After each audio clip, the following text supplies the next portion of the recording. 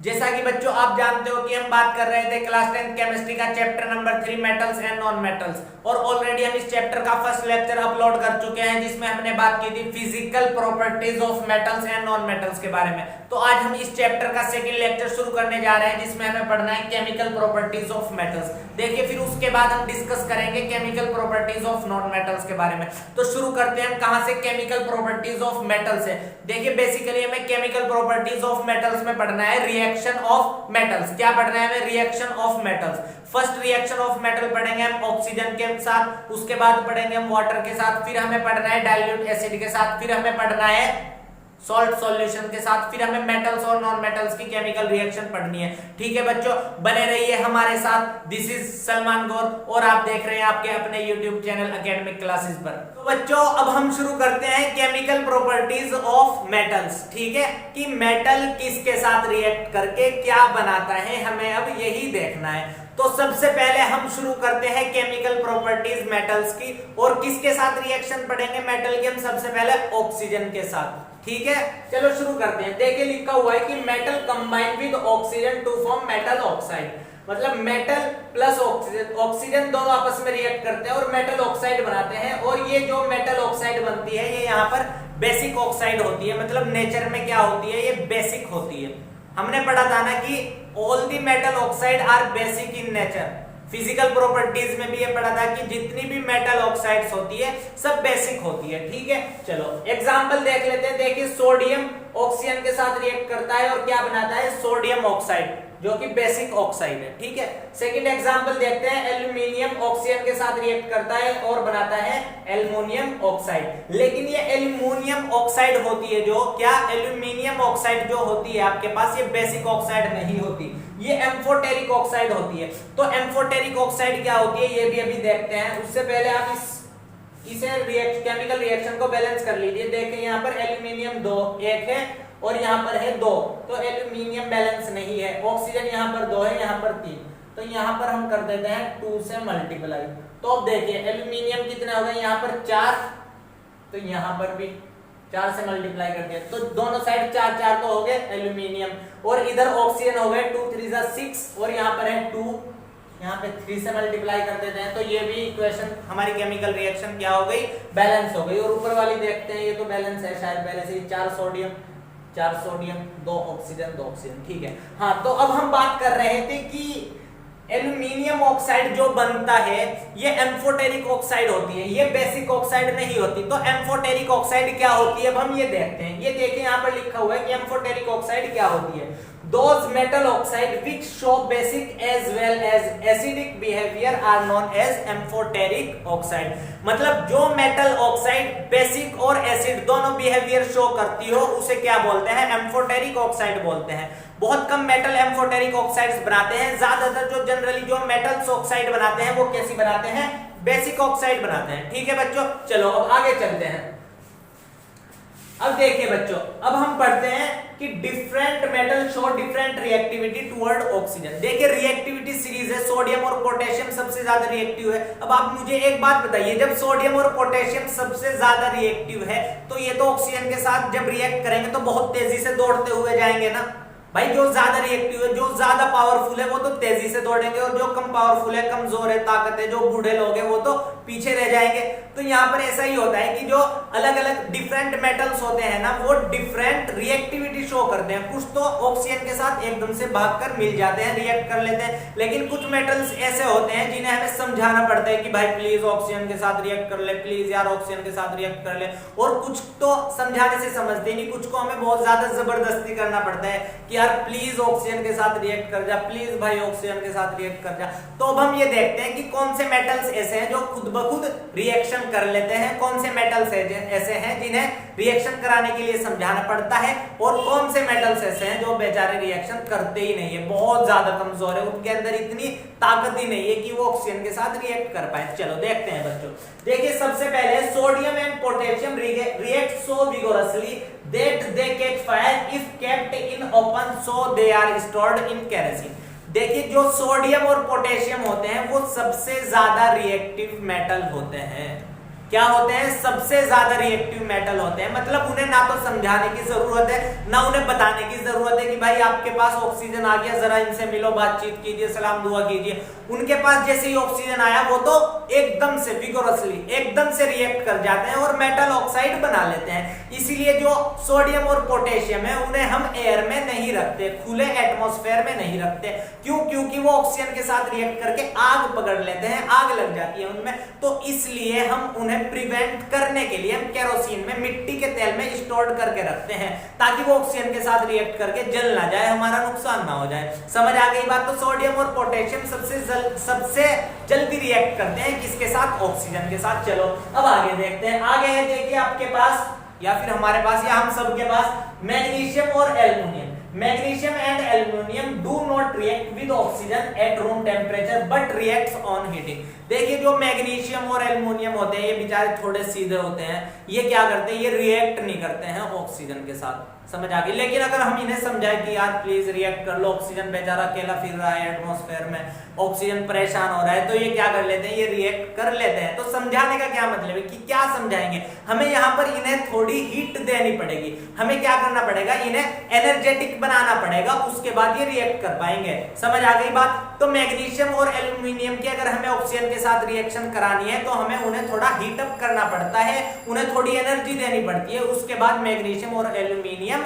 Oxygen के साथ react करके मेटल ऑक्साइड बनाते हैं। ये सोडियम ऑक्साइड की तरह, सोडियम ऑक्साइड और पोटेशियम की तरह बेशर्म नहीं है कि ये एकदम से ऑक्सीजन मिले उसके साथ रिएक्ट करके ना किसी से पूछना ना गिनना।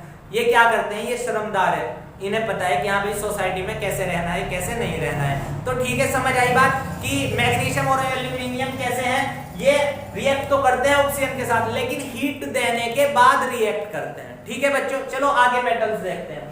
देखिए zinc reacts with oxygen on strong heating. Zinc तो बेचारा और ज्यादा शर्म करने वाला, बहुत ज्यादा शर्मिला है जिंक, ये तो करता ही नहीं। ठीक है, तो जिंक को रिएक्ट कराने के लिए हमें कई लोगों को ले जाकर उसे समझाना पड़ेगा। कई लोगों का मतलब उसे बहुत ज्यादा हीट देनी पड़ेगी, बहुत ज्यादा एनर्जी देनी पड़ेगी हमें जिंक को ऑक्सीजन के साथ रिएक्ट कराने के लिए। जिंक उसके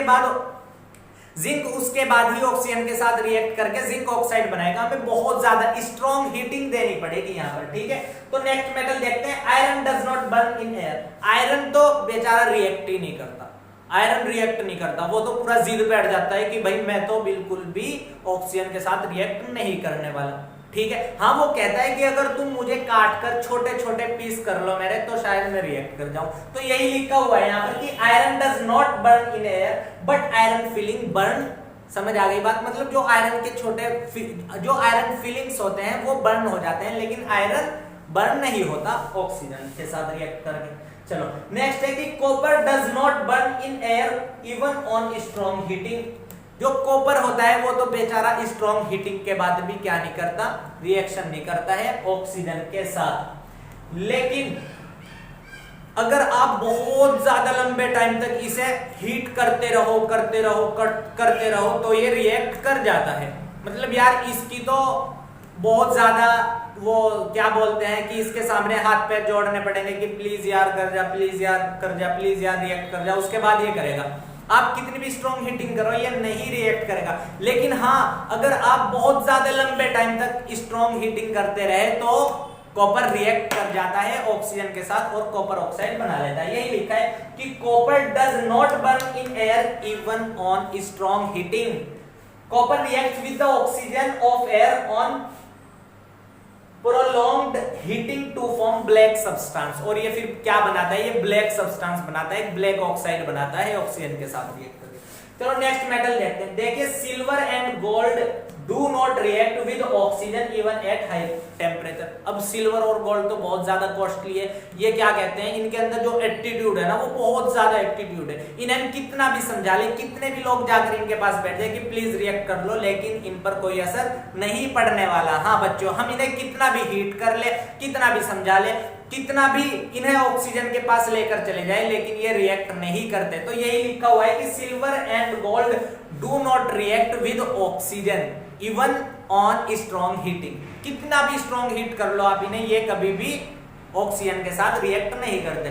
तो आई होप बच्चों कि हम पढ़ रहे थे केमिकल प्रॉपर्टीज ऑफ मेटल और सबसे पहले हमने मेटल की ऑक्सीजन के साथ रिएक्शन पढ़ी है। तो आई होप कि आप सबको बहुत अच्छे से समझ आ गई होगी कि मेटल ऑक्सीजन के साथ रिएक्ट करके मेटल ऑक्साइड बनाते हैं और जो मेटल ऑक्साइड होती है वो जनरली बेसिक होती है, लेकिन कुछ ऑक्साइड्स ऐसी होती है जो एम्फोटेरिक होती है। एम्फोटेरिक का मतलब वो मेटल ऑक्साइड जो बेसिक बिहेवियर भी शो करती हो और एसिडिक बिहेवियर भी शो करती हो, उन्हें हम बोलते हैं एम्फोटेरिक ऑक्साइड्स। उसके बाद हमने डिफरेंट मेटल्स का जो बिहेवियर होता है उसे देखा है कि भाई कौन सा मेटल्स जल्दी रिएक्ट करता है ऑक्सीजन के साथ, कौन सा लेट रिएक्ट करता है और कौन सा बहुत ज्यादा देर में करता है और कौन सा करता ही नहीं है। ठीक है बच्चों, तो आगे बढ़ने से पहले आप इसे अच्छे से कॉपी कीजिए।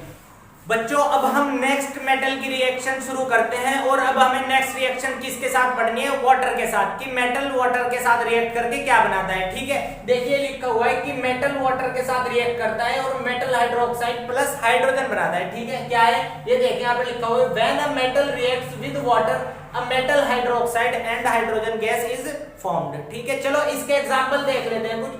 पोटेशियम वाटर के साथ रिएक्ट करके क्या बनाता है, पोटेशियम हाइड्रोक्साइड और हाइड्रोजन गैस यहां से रिलीज होती है। ठीक है, चलो अब फिर से हम क्या करते हैं, वही देखते हैं कि कौन सा जल्दी रिएक्ट करता है और कौन सा जल्दी रिएक्ट नहीं करता।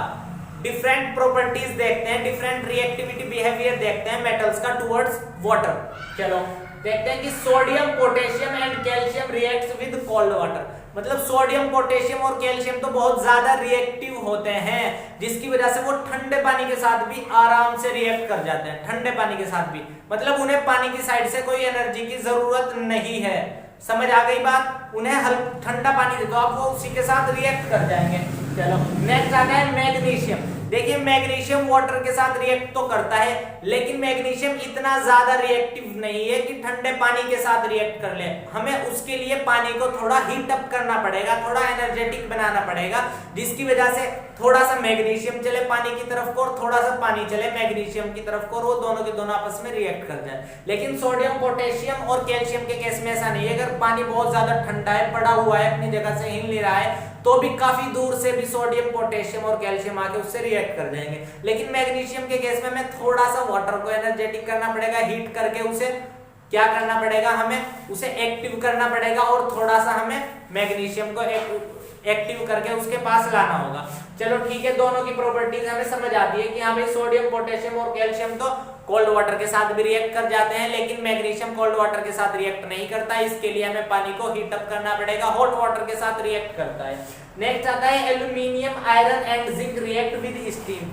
ये तो हॉट वाटर के साथ भी रिएक्ट नहीं करते, ये तो स्टीम के साथ रिएक्ट करते हैं, बहुत ज्यादा एनर्जेटिक वाटर के साथ रिएक्ट करते हैं। क्या क्या, एल्यूमिनियम आयरन एंड जिंक। ठीक है, चलो नेक्स्ट आता है lead copper gold and silver do not react with water. मतलब लेड कॉपर सिल्वर और गोल्ड ये तो बेचारे इतने ज्यादा सुस्त है, इतने ज्यादा सुस्त है, ये तो कैसे भी वाटर के साथ नहीं रिएक्ट करते। चाहे आप क्या कर लो, चाहे आप ठंडा पानी ले लो, चाहे आप गर्म पानी ले लो या फिर आप स्टीम ले लो, भाई साहब इन्हें नहीं रिएक्ट करना। आप कैसा भी पानी ले लो, पानी को लाकर इनके ऊपर छोड़ दो कि ले यार प्लीज रिएक्ट कर ले, रिएक्ट कर ले, लेकिन ये रिएक्ट नहीं करेंगे। ये जिद पर अड़े हुए हैं, ये बहुत ज्यादा ठंडे शांत स्वभाव के हैं। ठीक है बच्चों, समझ आ गई इतनी बात, चलो समझ आती है। Calcium and magnesium float as bubbles of hydrogen stick to their surface. देखिए कैल्शियम और मैग्नीशियम होते हैं जो वो वाटर की सरफेस पर फ्लोट करते हैं।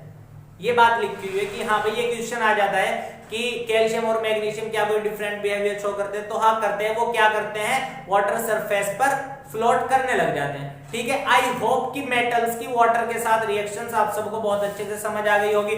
चलो नेक्स्ट मेटल की रिएक्शन देखते हैं डाइल्यूट एसिड के साथ। ये लिखी हुई है यहाँ पर डाइल्यूट, और ये हम जो पढ़ चुके हैं मेटल्स की वाटर के साथ रिएक्शन, ये पूरी डिटेल लिखी हुई है, आप इसे पहले कॉपी भी कर लीजिएगा। उसके बाद हम देखते हैं बच्चों मेटल्स की रिएक्शन किसके साथ, डाइल्यूट एसिड के साथ देखते हैं। देखिए जब भी मेटल डाइल्यूट एसिड के साथ रिएक्ट करते हैं तो सॉल्ट प्लस हाइड्रोजन बनता है। वहां से हम कुछ एग्जांपल भी देख लेते हैं। मैग्नीशियम ने हाइड्रोक्लोरिक एसिड के साथ रिएक्ट किया और मैग्नीशियम क्लोराइड प्लस हाइड्रोजन बनाया। जिंक ने हाइड्रोक्लोरिक एसिड के साथ रिएक्ट किया, जिंक क्लोराइड प्लस हाइड्रोजन बनाया। एल्यूमिनियम ने रिएक्ट किया हाइड्रोक्लोरिक एसिड के साथ, aluminium chloride plus hydrogen gas बनाया। Copper silver and mercury do not react with dilute acid. मतलब कॉपर, ये तीनों के तीनों क्या नहीं करते, डाइल्यूट एसिड के साथ रिएक्ट नहीं करते। ठीक है बच्चों, तो आप इसे कॉपी कीजिए। तो बच्चों अब हमें पढ़ना है reaction of metal with salt solution, और ये जो सॉल्ट सॉल्यूशन होगा यहाँ पर ये भी किसका होगा, मेटल का ही होगा। यहाँ पर भी क्या होगा, मेटल कंबाइन होगा। ठीक है बच्चों, तो यहाँ पर देखते हैं कि यहाँ पर क्या होगा। देखिए बेसिकली जो ये मेटल की रिएक्शन होती है किसके साथ, सॉल्ट सॉल्यूशन के साथ, ये एक डिस्प्लेसमेंट रिएक्शन होती है। मतलब यहाँ पर जो मोर रिएक्टिव एटम होगा, जो मोर रिएक्टिव मेटल होगा, वो लेस रिएक्टिव मेटल को कंपाउंड से डिस्प्लेस कर देगा और उसकी जगह पर जाकर खुद बैठ जाएगा। ठीक है, हम ऑलरेडी पढ़ चुके हैं केमिकल रिएक्शन और इक्वेशन में कि डिस्प्लेसमेंट रिएक्शन क्या होती है। ठीक है बच्चों, चलो देखते हैं कि यहाँ पर क्या होगा। देखिए आयरन ने कॉपर सल्फेट के साथ रिएक्ट किया, ये सॉल्ट सॉल्यूशन है। ठीक है, इसमें मेटल क्या है, कॉपर है, और कॉपर आयरन से लेस रिएक्टिव है। ठीक है, समझ आई बात। तो क्या करेगा, आयरन कॉपर को खिसका देगा और खुद यहाँ आकर चिपक जाएगा, डिस्प्लेस कर देगा। तो क्या है, सॉल्ट सॉल्यूशन के साथ जो भी मेटल्स की रिएक्शन होती है वो डिस्प्लेसमेंट रिएक्शन होती है। मतलब more reactive metal less reactive को क्या कर देगा, डिस्प्लेस कर देगा। अगर हम उल्टा कर दें, अगर रिएक्शन नहीं होगी, रिएक्शन क्यों नहीं होगी, क्योंकि कॉपर लेस रिएक्टिव है और आयरन मोर रिएक्टिव है, और less reactive metal more reactive metal को डिस्प्लेस नहीं कर सकता। ठीक है बच्चों, आप इसे कॉपी कीजिए। इसके साथ हमने रिएक्शन ऑफ मेटल्स ऑक्सीजन के साथ पढ़ लिया है, और हमने वाटर के साथ पढ़ लिया है, डाइल्यूट एसिड के साथ, और अब हमने पढ़ा है किसके साथ, सॉल्ट सॉल्यूशन के साथ, जो कि मेटल्स का बना हुआ है।